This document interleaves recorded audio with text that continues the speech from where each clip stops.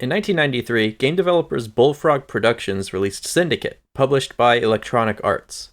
It proved to be extremely popular, prompting Bullfrog to release an expansion within the same year and a sequel, Syndicate Wars, in 1997. EA had started talks to acquire Bullfrog Productions around the time of Syndicate's release, and the acquisition was finalized in 1995. Over the next several years, many of Bullfrog's employees left the company to form their own studios, and in 2001, Bullfrog was officially merged into EA UK, ceasing to exist as its own entity. In 2007, EA partnered with Starbreeze Studios, impressed by their first-person shooters, to create a new entry in the franchise. After a rocky development, Syndicate was released in 2012, and that's how we ended up with two Syndicates.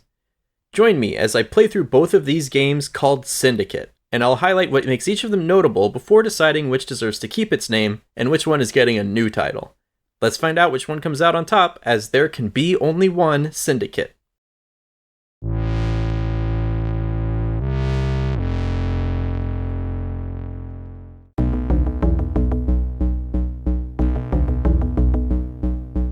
Syndicate is a real-time squad tactics game. You're the head of a budding crime syndicate in the gritty cyberpunk future where China is less populous than Nunavut? Really? You'll be commanding a squad of up to 4 cybernetic agents as they complete missions across the globe to expand your territory.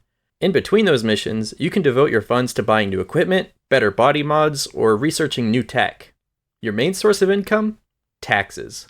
You can individually set the tax rate of each territory under your control, but be careful about squeezing them too tight. High taxes cause unrest, and unrest causes revolt. The intro cutscene reveals our employee recruiting methods. We spot this guy just standing around in the city, so we run him over with our hover car. We take him back to base, replace the leg we crushed with our car using a cybernetic limb, and implant him with a chip that gives us direct control over him, then pop him back onto the streets, ready for action. Syndicate! In this first mission, you just need to walk into the compound and assassinate some target. Okay, I got the walking in part down. I can equip my guns, that's good. The briefing said I'd be able to sneak in, kill the guy, and get out, so let's try to keep things discreet. Uh-oh, the guards have spotted me. Hey, are you guys gonna defend yourselves? How do I shoot back?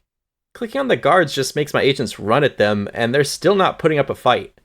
When I send Agent 1 into the target building, they disappear under the roof. How do I look in there? What am I doing? Oh no, Agent 4 is down, and none of my guys have even fired a shot. Okay, fine, I'll read the manual. As was often the case back in the day, the manual contains some really important information. Nowadays, games rarely even have manuals. I think I could have figured out a lot of this stuff on my own. I did figure out how to select, move, and equip agents, and I probably would have noticed the select as a group button eventually. I probably also could have figured out that you shoot with right-click, it just wasn't my first guess. Less obvious was that these 6 rectangles beneath each agent are actually 3 horizontal sliders, and that they're representative of the fine control we have over each agent's mental processes. These sliders allow us to directly control their API, adrenaline, perception, and intelligence. But if you give them too high a dosage for too long, they build up a tolerance to it, decreasing its effectiveness temporarily.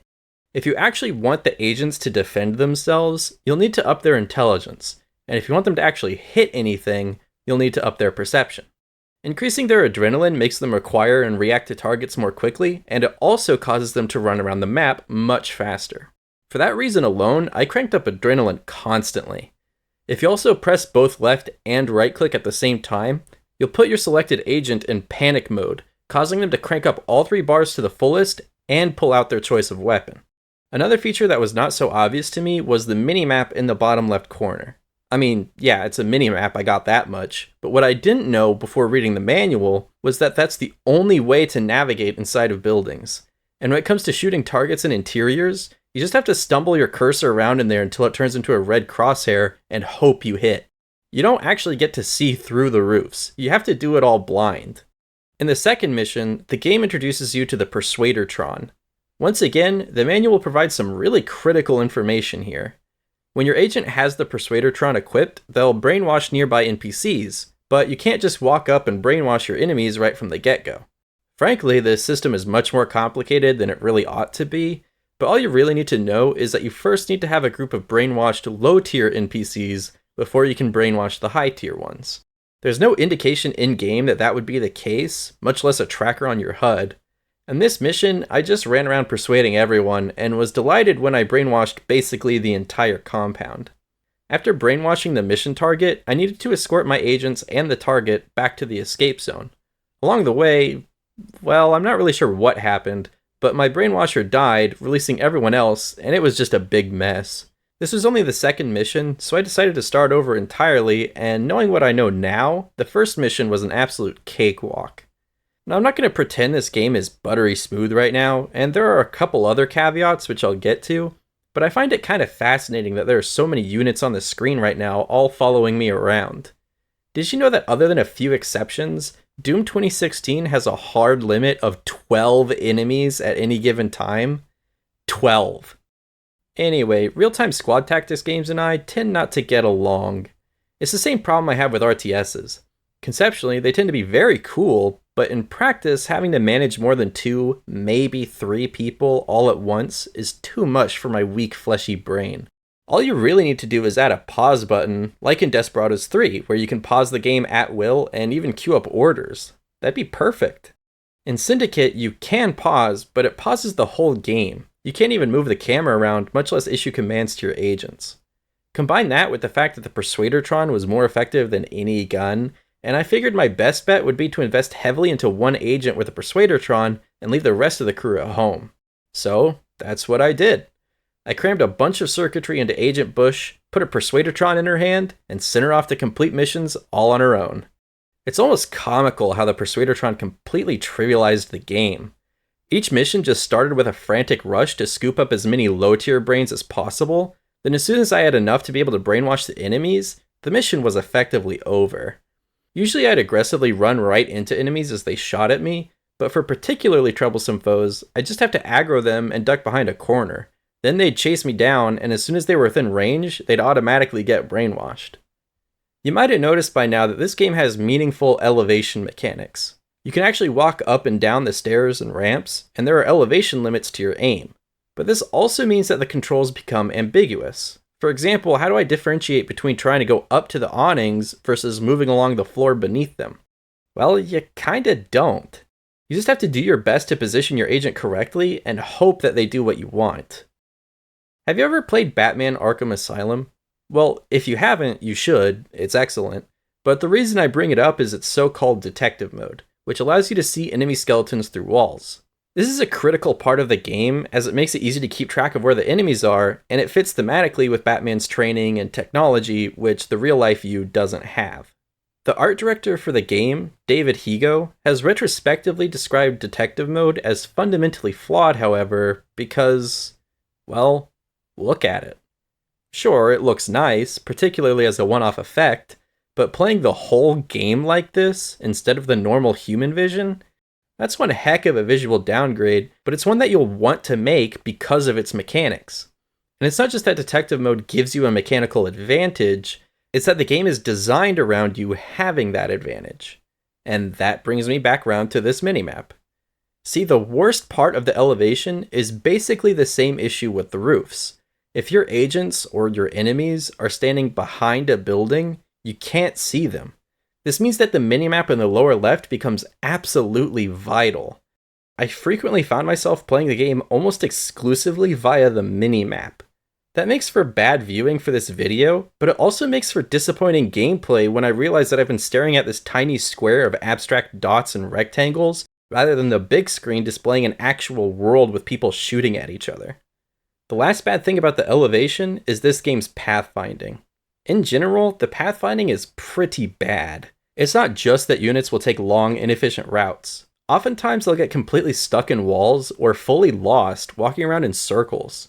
The ambiguous elevations and inability to see through roofs really compound the problem, and the pathfinding is entirely incapable of traversing different elevations. I mean, just look at this. How do I get up to this roof? What am I even looking at? If I order my troops to go pick up the MacGuffin that I need up there, they just end up circling the lower floors of the building. This kind of stuff is sprinkled all throughout the game. One of the early missions tells you to wipe out a town full of agents of a rival syndicate, but also indicates that you can brainwash them to turn them into your own agents. Works for me. Some missions are also all about brainwashing a specific target and then exfiltrating with them. These tend to be really painful. Take this one for example, which is particularly bad. The whole level is 2-tiered, meaning that there's tons of janky pathfinding, and even though you can spend 99% of the level on the second tier, you'll still aggro enemies on the ground floor. Normally that's no big deal, but they'll keep taking pot shots at you, and they have a pretty good chance of killing your target once you've brainwashed them, causing a mission failure. So brainwashing or killing all enemies is pretty much required in this mission, and okay, that's annoying and time consuming, but not too bad. The real kick in the pants though is trying to get this scientist back to the exit.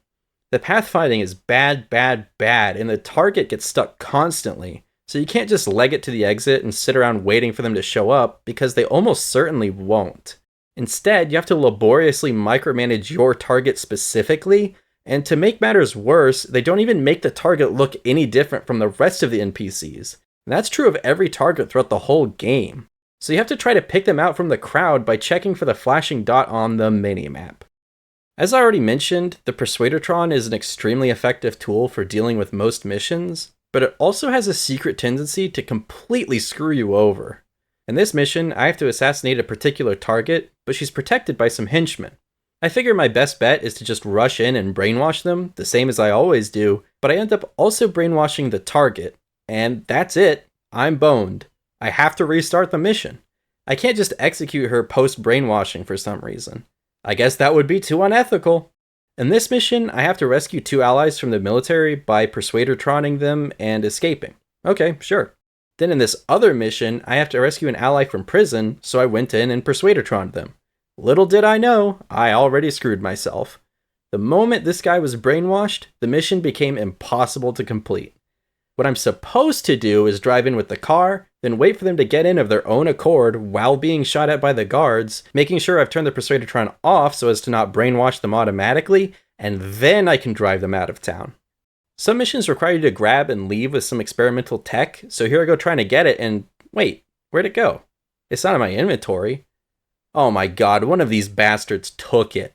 Once people are brainwashed, they become absolute gremlins running around to scavenge anything and everything they can off the ground.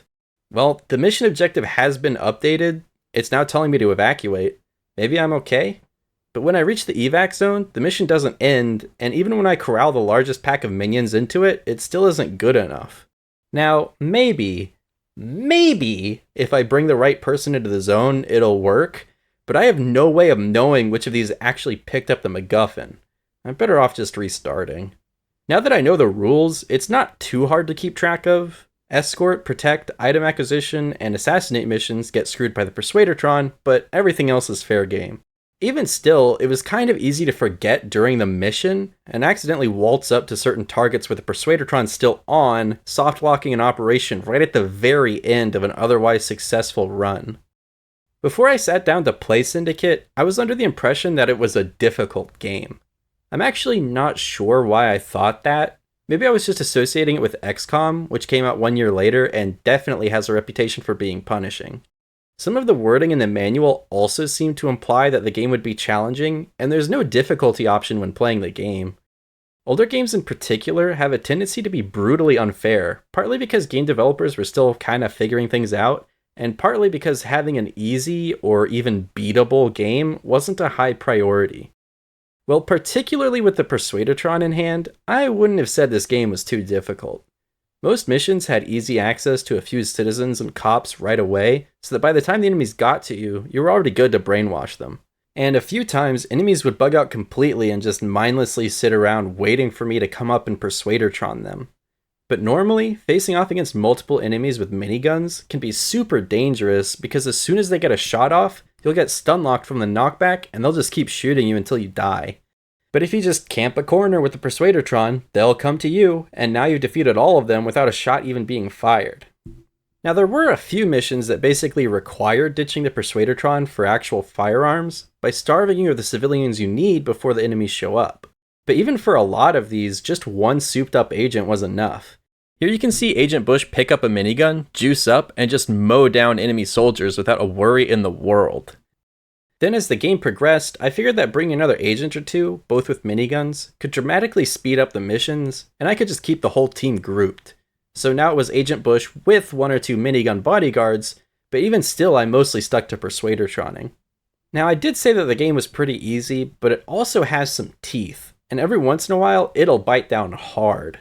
On a handful of missions, they put flamethrower enemies in small buildings that you have to walk into, which makes it almost guaranteed that you'll take a ton of damage as you barge through the doors. On this mission, I had to Persuadertron a civilian who was surrounded by a bunch of guards, and anytime I got anywhere near them, one of the guards would fire a stray shot directly into the civilian target, failing the mission. Mission failed.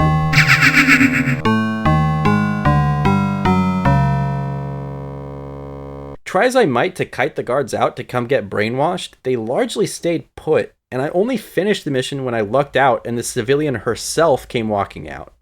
Also, the game has escort quests.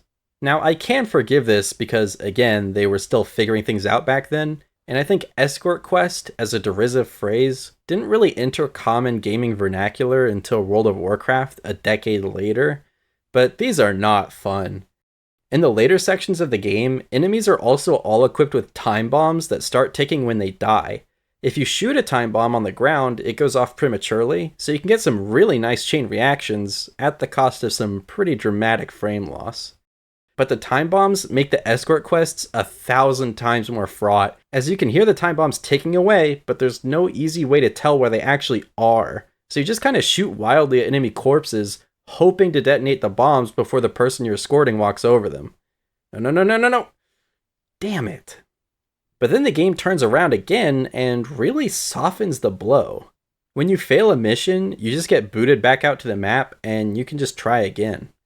Other than reloading your guns, there's no actual penalty or cost for failed attempts. Now, if one of your agents dies, that's a different story. Their cybernetic mods are permanently lost, and unless another agent picks up their guns to take back, those are lost too. But the game lets you instantly withdraw from any mission by pressing escape, and if you do that, then there really is no penalty at all. Your living agents all come back topped off on health, and you don't even have to purchase the ammo that they spent during the cancelled attempt. So anytime things are getting kinda dicey, you can just hit escape and start over without having to risk losing your agents, and you'll have plenty of time to make that call because the chest cybernetics make agents super durable and cause them to regenerate health. And on top of all of that, the game has a save system. Now, it took me a few missions before I really got in the habit of it, but I tried to learn my lesson from that full restart I had to do right at the beginning of the game, and I did my best to save after every mission. That way, even if something went horribly wrong, I didn't have to go too far back to recover. Now maybe you're thinking, well, no wonder you found it so easy if you saved and loaded all the time. And, yeah. First of all, I think if the design of your game breaks down because of the possibility of someone loading a save, that means it needs some work. If the only thing keeping your design together is that messing it up is slightly too inconvenient for most players to bother with, then that is not an airtight design.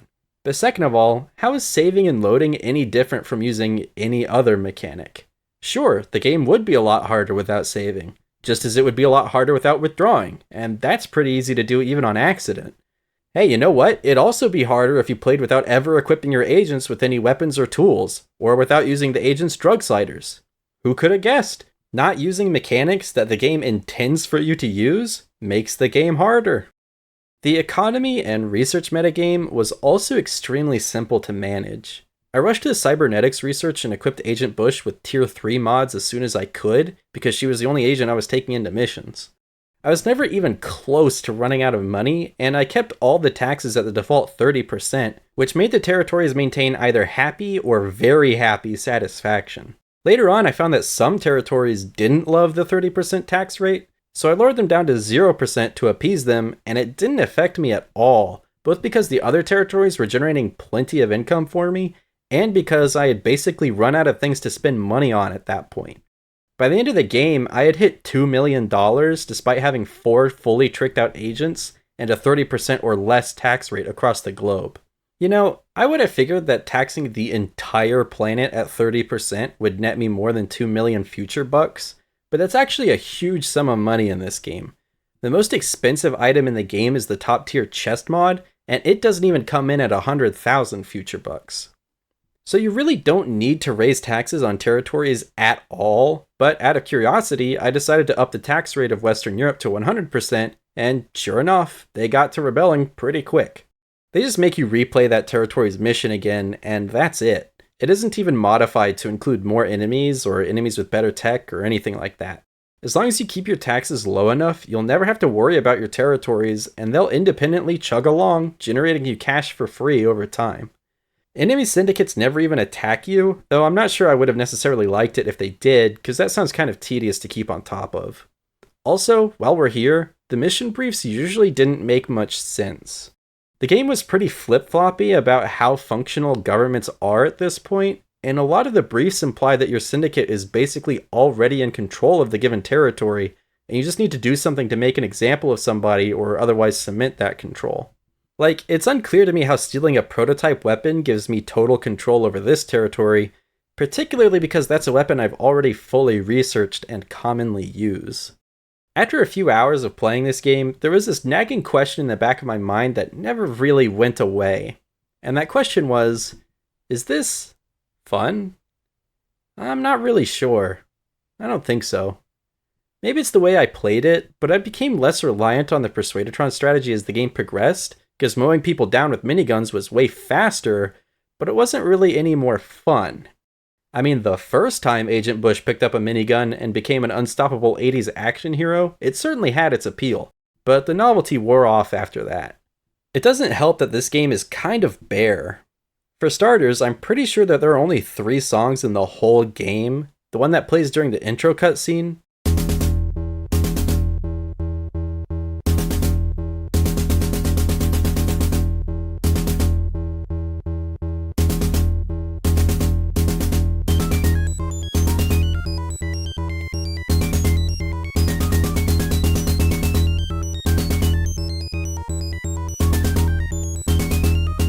the one that plays during missions,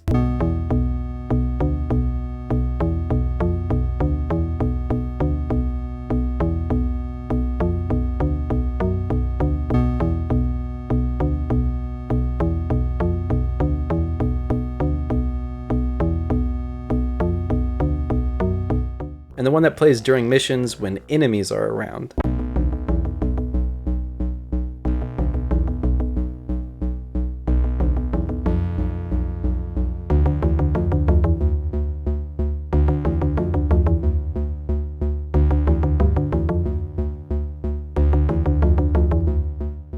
You might have noticed there that all 3 songs are not that great. I mean, they're not bad, but they aren't noteworthy or interesting, and they get old fast. And it's not like this is really just a tech limitation of the early 90s. The original Doom came out later that same year, and that has plenty of music, and it's pretty good. Syndicate also only has 3 or 4 different environments, and they're scattered arbitrarily throughout the world. It would have been nice if certain tile sets were restricted to certain regions of the world to really cement the feeling of a globe-trotting expansion. You probably also noticed that the territories that aren't under my control are divided among a variety of different colors. The manual describes the 6 different rival syndicates you'll be facing, complete with backstories and fluff for each one. As far as I can tell, there's literally no way of discerning which color corresponds to which syndicate, partly because you pick your own color, and partly because I think the hostile colors are random. They certainly changed as I played. Also, other than the color of their berets, I'm pretty sure enemy agents are indistinguishable from one another. They don't behave any differently, and they don't even fight each other. Actually, despite the game making a visual distinction between guards, cops, and different syndicates as agents, NPCs will only ever fight you. Like, the cops will only fight you if you pull your guns out, but they won't fight enemy agents who have their guns out. Also, while each of the 50+ missions take place on a unique map, those missions had a tendency to blur together.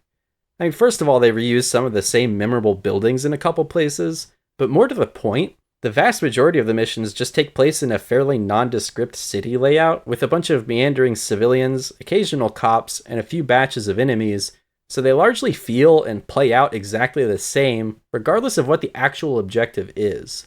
I would have preferred some more thematic missions, and paradoxically, this made the escort missions some of the more fun ones.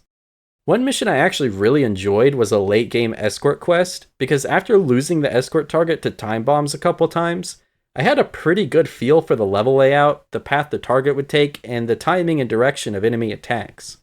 See, as long as you properly position your agent and have them hold position while you drug the bejesus out of them, they'll be pretty much unstoppable. But if they're moving when an enemy squad of minigunners spots them, they'll probably be boned because they'll get knocked around before they even get a chance to fire. Yeah, I am so into that set of rules. For whatever reason, I find the concept of Overwatch as a mechanic, where you set up a unit to gun down enemies as they move into range, really satisfying. So this escort quest became all about moving each of my agents into the position where they'd be the most useful, including covering each other's advances. Here you can see me post one agent at the corner of the building to shoot at the incoming enemies as cover for the second agent to turn that corner and bust open the doors of the building and mow down all the hostiles inside. For the first and really only time, the game was rewarding me for thinking about positioning with respect to buildings, line of sight, enemy advances, and so on, and it gave the level a satisfying puzzle-like quality to it. This is what I like to see in strategy games. But my favorite mission by far was the convoy one. I have to assassinate a politician who's put himself into an armored carrier and is driving out of town in a big parade. Even with cyberlegs and maximum adrenaline, your agents are not fast enough to catch up to the convoy, so you'll have to cut them off up ahead instead. So, that's what I did. My agents strolled up cool as ice and blended in with the crowd. Then as soon as the convoy got into range, they all pulled out their miniguns and gunned down the nearby cops, including the snipers on the nearby rooftop. And then one agent pulled out a rocket launcher and just fired down the road into the convoy until mission complete. Once that happened, they put their guns away and blended back into the panicking crowd and exfiltrated without a scratch. This is a game about playing a ruthless, out-of-control cybercrime syndicate. Some big acts of terrorism and killing politicians is what I want to see. But this is the only time the game really delivers on that promise. After the first mission, we're treated to this cutscene celebrating our success. Welcome to the dawning of a new empire. Dawning? Isn't dawn already a noun? Anyway, I thought this was pretty nice, but then when I finished the second mission, it played the same cutscene again. It turns out you get this cutscene after every single mission success. Even once you've taken over literally the entire world, it's just this cutscene again. Come on. So, what to make of Syndicate? Well, I've seen a decent number of people claim that Syndicate is one of the greatest games ever made. I can't say I agree. And I didn't even mention a bunch of the other things that make this game far more tedious than it needs to be, like the awful vehicle mechanics, frequent bugs, and how huge and empty a lot of the maps are. But also, I have no idea what it would be like to play this game in the context of when it came out in 1993, because I did not play this game in 1993. I'm 30 years late. More than anything though, I'd say this game shows a ton of promise. Give me more time to make decisions with each of my units, emphasize the importance of Overwatch, flesh out more of the research and armory metagame, put some work into making the world map feel more alive and dynamic, and hey, wait a second. That's just XCOM. And I mentioned it already, so it's worth saying that Desperados 3 is clearly taking inspiration from the Commandos games, and I suspect that there's some Syndicate DNA in Commandos too. So as a starting point, yeah, this game's great, but it also doesn't really hold up on its own, and there aren't a lot of reasons to go back and play it.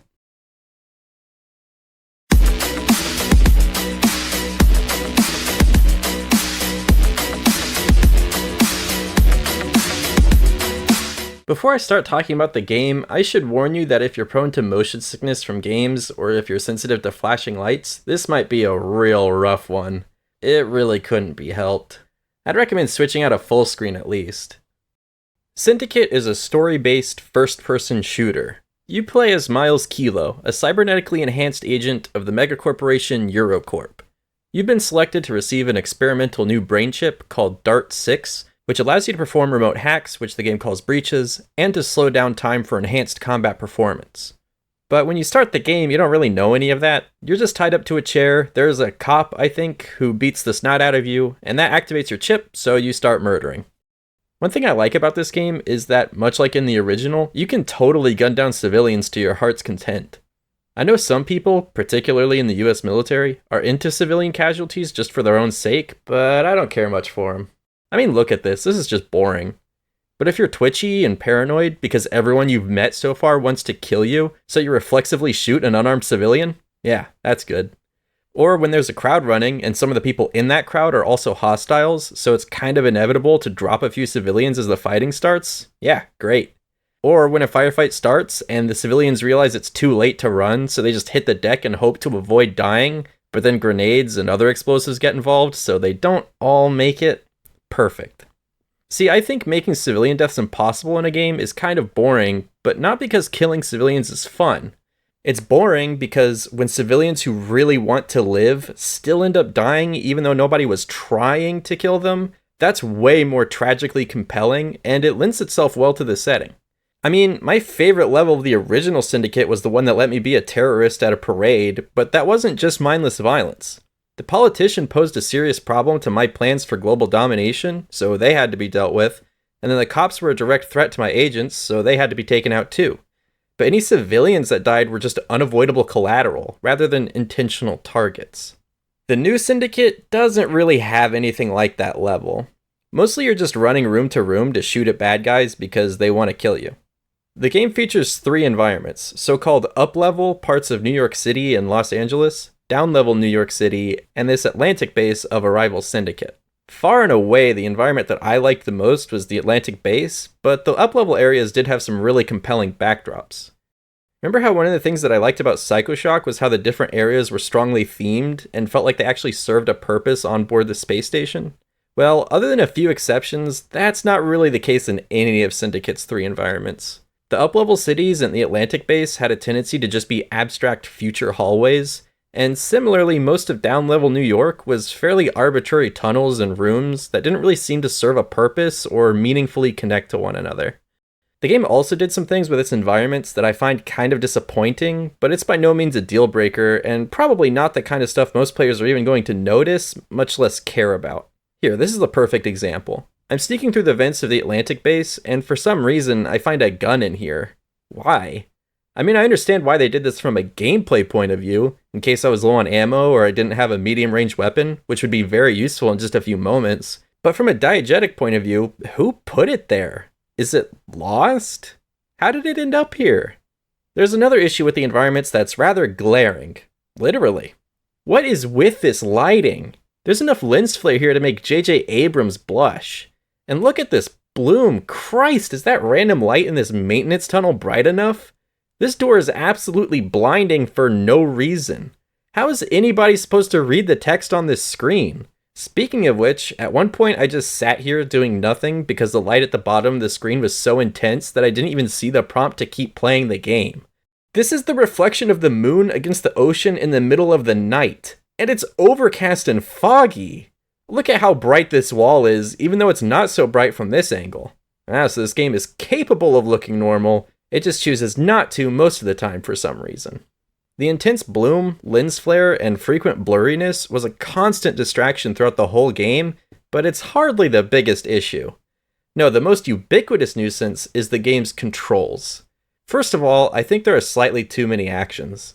In addition to your genre-standard movement, shooting, reloading, melee takedowns, weapon switching, and aiming down sights, you have interacting, hacking, enabling cybervision, pulling out your grenades, toggling your gun's fire mode, and switching which breach you have selected. You can't bind anything to any mouse buttons other than left or right click, so there was no good key binding configuration that felt natural to me. This could have been made a lot simpler if they had keybinds to cycle your selected breach, rather than having an individual key to select each hack. But keybinds are the least of this game's control problems.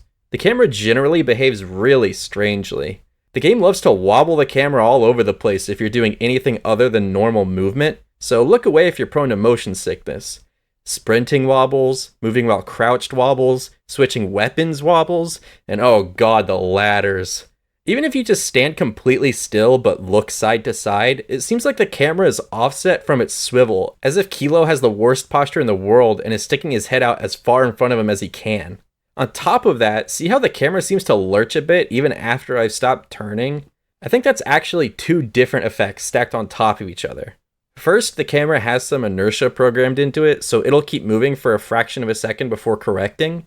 And second, I'm pretty sure that the character is taking a step to account for the size of the turn, and that's causing the more dramatic camera lurch. Ugh. It doesn't help that the UI floats all over the place as the camera moves. Worst of all, however, is that for some reason, aiming feels absolutely awful. First off, the default sensitivity is cranked way the hell up. Actually, the first time I played through the introductory level, I remember instantly pausing to change my sensitivity, completely ruining the pacing of the intro because the sensitivity was that bad. But what's more, the lowest sensitivity setting is too damn low, and the second lowest sensitivity is just a bit too high. Why is the setting this imprecise? But even accounting for a weird sensitivity, aiming in this game just does not feel good. It's really hard to pin down. It just doesn't line up the way I expect it to. I don't think it really comes through in the video, but it is damn hard to aim at the enemies and keep your aim on them. Now, I did disable aim assist in the game's settings, but even with that on, it didn't really seem to make things any easier. It doesn't help that a lot of the weapons in this game have iron sights or scopes that obstruct a ton of your vision, and it only gets worse when you start firing, so it's pretty easy to lose your target. All of this makes your cybervision all the more important to use during combat. Not only does it keep track of your targets, even through walls, it also slows down time so you can more easily account for this game's terrible aiming. On top of that, it significantly increases how much damage you deal, and significantly decreases the incoming damage. As you progress through the story, you gain the opportunity to unlock additional benefits, like having it actively regenerate your health. You can also make melee takedowns restore a whopping 50% of your max health, but even before getting that upgrade, melee was a staple tool in my arsenal. Running up to nearby enemies to perform a takedown was always going to be easier than trying to track the target with this game's controls. But running up to enemies to beat them up was not exactly a safe maneuver, and was just as likely to end up with me getting gunned down. This game doesn't actually show you how much health you have, and it's instead something you're supposed to infer from how much jelly collects around the periphery of your vision. If you take a long enough break from being shot at, you wipe the jelly off automatically, and you're back to max health. I honestly think this kinda sucks. To be clear, I'm not complaining about the realism of it. I mean, walking over a health pack and instantly making a full recovery from various gunshots and explosions is patently ridiculous, but I'm okay with that. The problem, I think, is that it actively incentivizes, and sometimes even requires, playing like a fucking coward.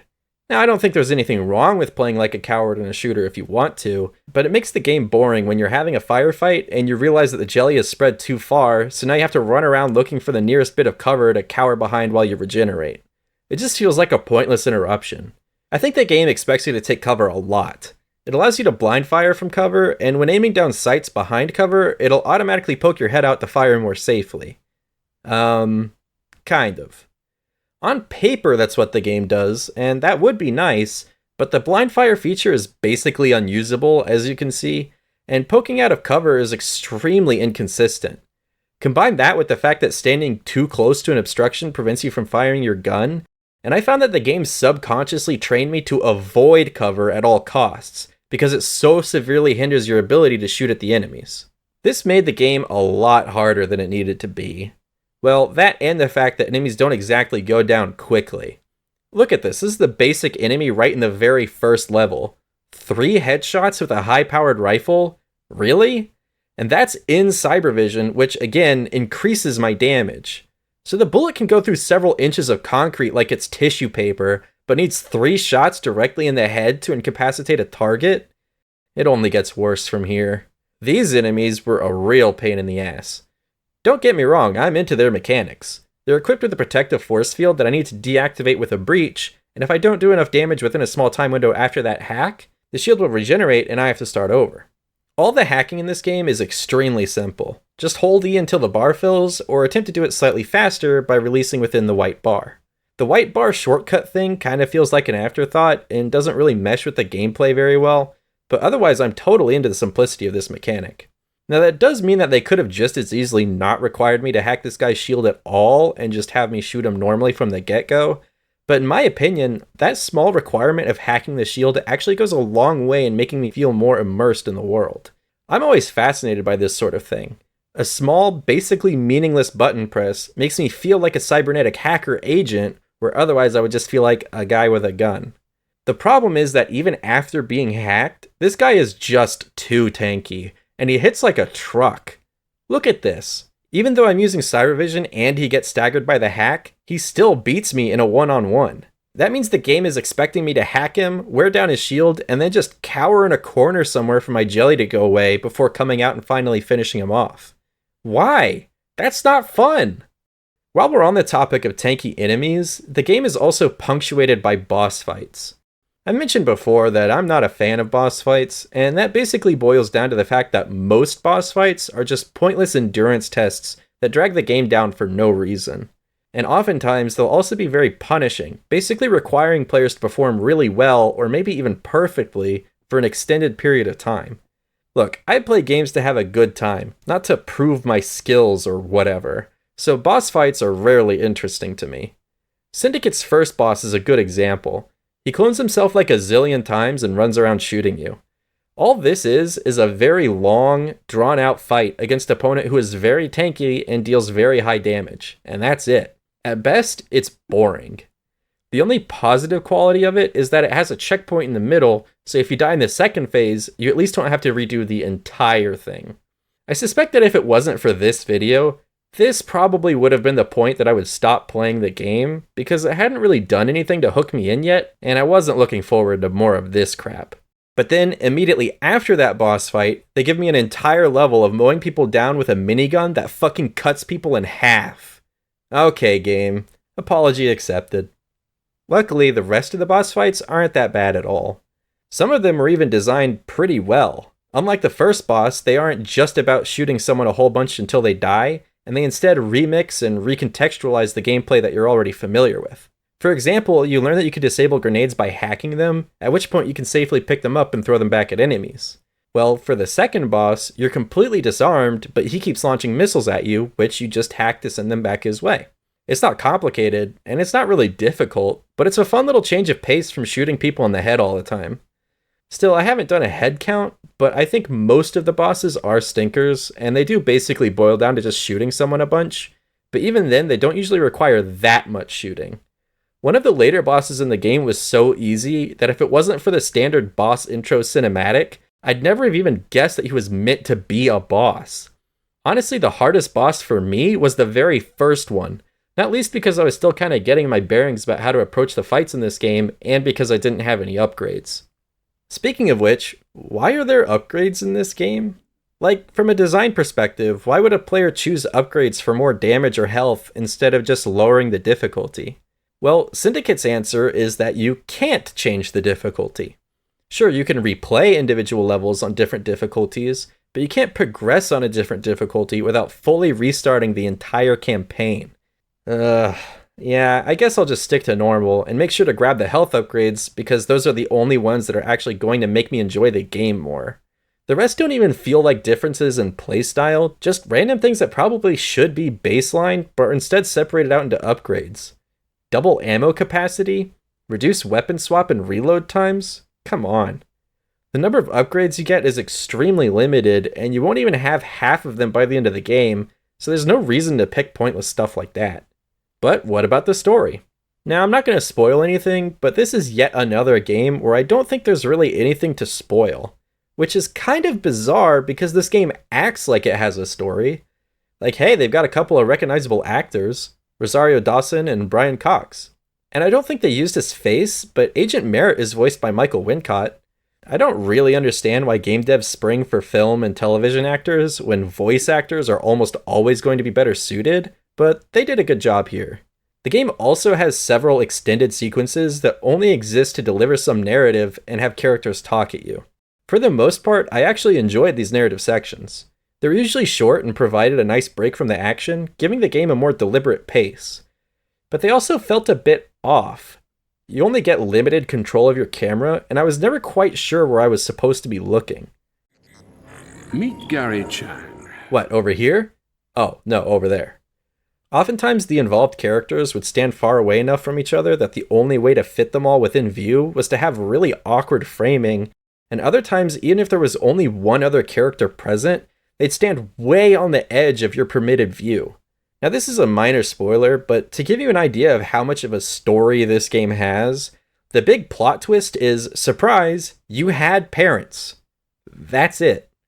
Not even that your parents are anybody notable. As far as I can tell, they still don't have any remote significance or, names. Just the fact that you had parents at all is the twist. Was I supposed to think that I didn't have parents? What, like I was grown in a vat or something? I mean, it's not like that was established. What is up with this reveal? The game's story is pretty short, clocking in at around 4 hours. But given the sameness of its environments and gameplay, that basically just means that Syndicate doesn't overstay its welcome. It's an appropriate length. But there's also a cooperative game mode. Now, I haven't actually played the cooperative mode, and I almost certainly never will, but more on that in a bit. The co-op is more directly inspired by the gameplay of the original Syndicate, with 9 maps that are all counterparts to the levels in the original game. You and up to 3 other agents drop in and start killing everyone. After each mission, you and your Syndicate accrue resources that you can spend on new weapons and abilities, as well as chip and weapon upgrades. In addition to the breaches and weapons that the single-player game gives you, there's co-op exclusive gear that will help you feel a different playstyle. I really like the idea of speccing my character into a specific role to play with friends, and I like the new weapons and breaches that are only available in co-op. The environments also seem far more varied and interesting compared to the single-player game. And although it's not the case, it almost feels like the co-op mode was the game, and the single-player component was just tacked on as an afterthought. So why haven't I played it? Well, Syndicate became abandonware a few years ago, being fully delisted from any platform. Yep, the original game is 30 years old and still easily purchasable, but the reboot wasn't even 10 years old before being pulled from all storefronts. Now the only way to buy the new game is to go through shady key resellers at a significant markup, sometimes 2 or 3 times the original price. I mentioned it before, but you really should avoid resellers at all costs. It's rife with scams and stolen products, and at that point you just might as well pirate the game. It's safer, more reliable, and your money wouldn't end up going to the devs anyway. When I got this game, I used an official unmodified installer. Running that prompted me to connect to the authentication servers, which failed. I'm pretty sure this means that if you go out and buy the physical disc and install it, you'll still hit this roadblock and be unable to actually launch the game. See, this is what people who say just buy physical media need to understand. I mean, I sympathize with what they're saying. We're on the same side after all, but buy physical media is an outdated solution that hasn't kept up with where the technology of media destruction is currently at. Anyway, at this point I went ahead and got a crack, and then I could play through the game just fine. Except the co-op requires an EA account with a valid CD key attached to it. In other words, it's a no-go, and it's virtually impossible to get a hold of because EA has delisted this game. So the game is already difficult to get running because of EA's bullshit, and then the co-op game mode is additionally inaccessible even with a crack because of more of EA's bullshit. So that answers why I haven't played the co-op, but why will I never play it? Well, in less than a month, EA will be shutting down the servers that run Syndicate's co-op, meaning that entire game mode will be permanently destroyed. Every opinion I've seen about this game indicates that people's favorite part of it, by far, is the co-op game mode, and I think it's easy to see why. And you know what? EA knows that. In a promotional interview for the game, EA's producer for Syndicate, Jeff Gamemode, said that it isn't just a mode, it's a completely different kind of game with content in its own right. It's equal billing with the single player. Equal billing, huh? And yet they'll gleefully destroy it for no reason. What the fuck? This is so preventable, and it's only happening because EA has gone out of their way to make sure that it does happen. Now, the original Syndicate didn't have multiplayer, but you know what? Its expansion does, and that still works fine after 30 years. This is just bullshit. Ugh. Oh wait, I almost forgot to talk about the music. It's bland. Very bland.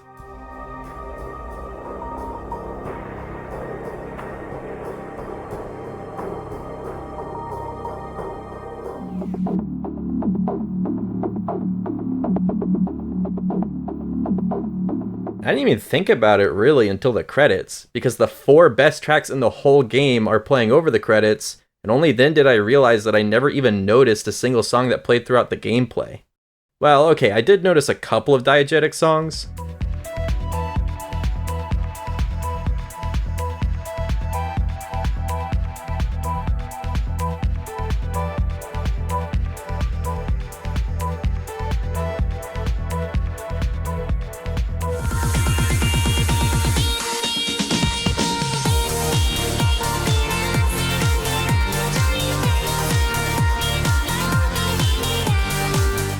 can't say I'm a big fan of the J-pop one, but it does at least suit that level, and it gets points for being atypical, if nothing else. And I actually forgot about it until watching the footage back, but I did notice the first boss's music, which is also the first song that plays over the credits.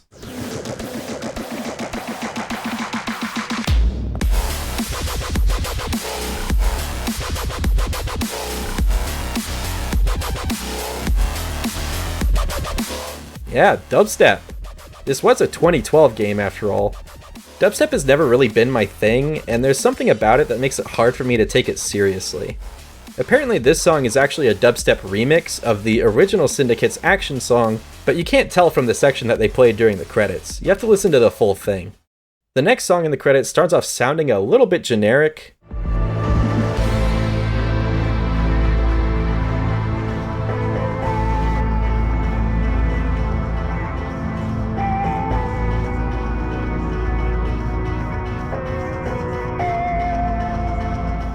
But then moves into some more interesting themes.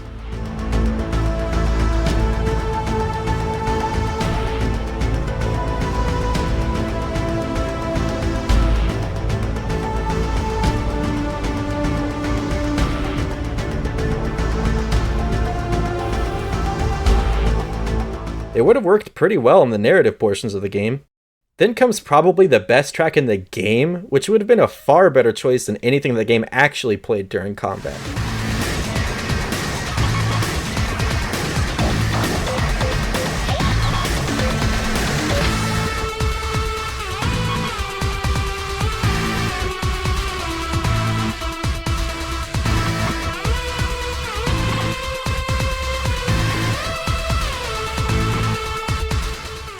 And then finally, a dozen or so seconds of jazz?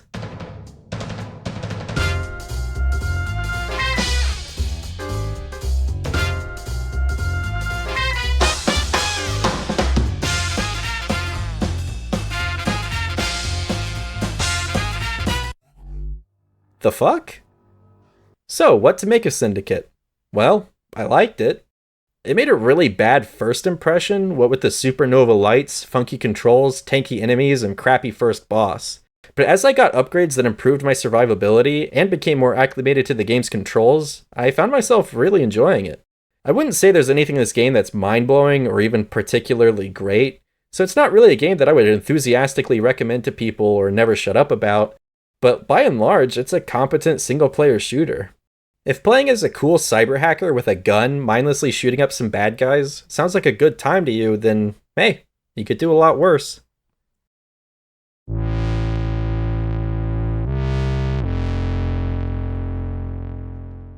And there we have it. We've seen what each of the syndicates are offering. So, which one comes out on top? This is a hard one. I don't think either one is particularly great. The original Syndicate has tons of potential, but that's it. Potential. The game itself is kind of bland, but the new one isn't exactly original or innovative either. It's an absolute travesty that the best part of the game is going to be dead within a month of this video's release for no good reason. It's completely avoidable, and it's only happening because EA wants it to. But because of that, I can't really factor the co-op into my decision. It's not part of the game, it's part of EA's servers.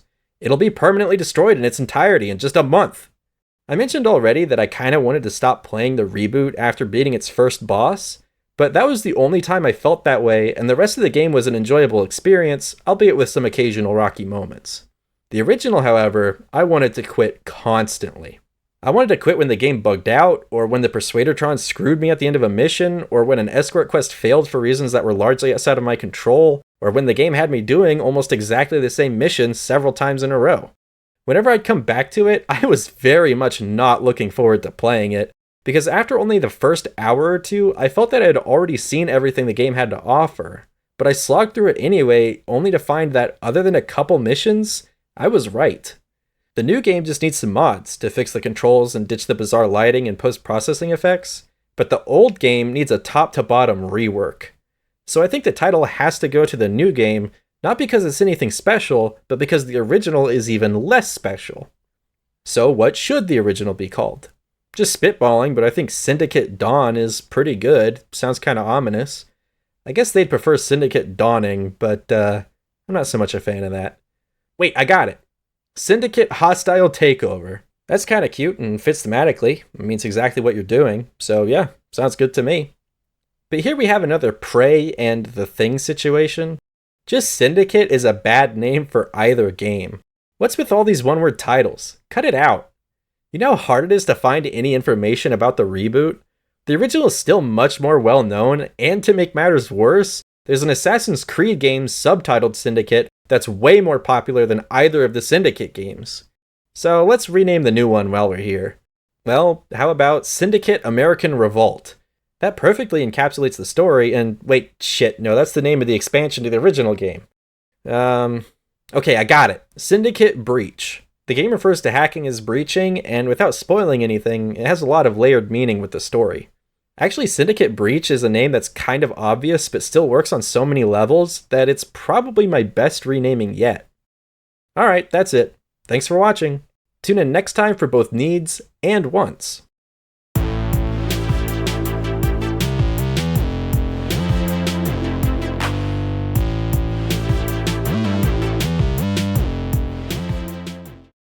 It's cool. It's an excellent shooting experience. It's very light on scripting. It's a very challenging hardcore game. It's very traditional. It's tough. It's really tough. It's challenging.